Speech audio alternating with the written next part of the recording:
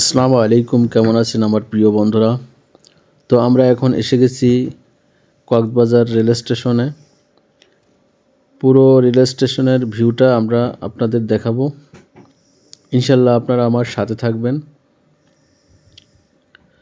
যেহেতু আমাদের বাড়ি খুলনা বিভাগের, তো আপনারা খুলনা বিভাগের মানুষ হয়তো মনে মনে ভাবছেন কক্সবাজার ট্যুরে দিবেন। তো কিভাবে দিবেন সেটা আপনাদের বলবো। যেহেতু আমি একবার এখানে এসেছি, তো আমার একটা ধারণা হয়েছে, আমার একটা অভিজ্ঞতা হয়েছে, সেই অভিজ্ঞতা থেকেই আপনাদের বলছি। আমাদের যশোর থেকে একটা সৌদিয়া পরিবহন সরাসরি কক্সবাজার আসে।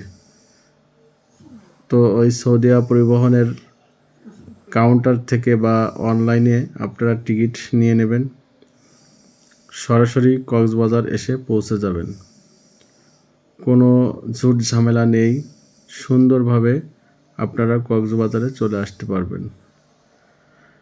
তো ইনশাল্লাহ আপনারা আমার পরামর্শ অনুযায়ী যদি আসেন, তো আমার ধারণা হিসেবে আপনাদের বলছি, আপনাদের কোনো প্রবলেম হবে না।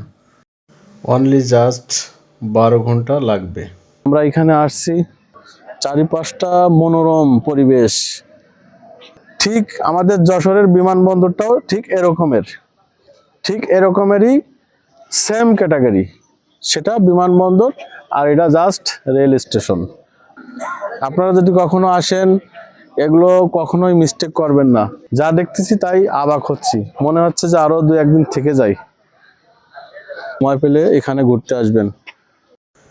আর যদি কখনো আমাকে জিজ্ঞেস করেন যে ভাই কক্সবাজার কতটা সৌন্দর্য, ভাই বাংলাদেশের ভিতরে এতটা সৌন্দর্য যে না দেখলে আপনারা বুঝতে পারবেন না।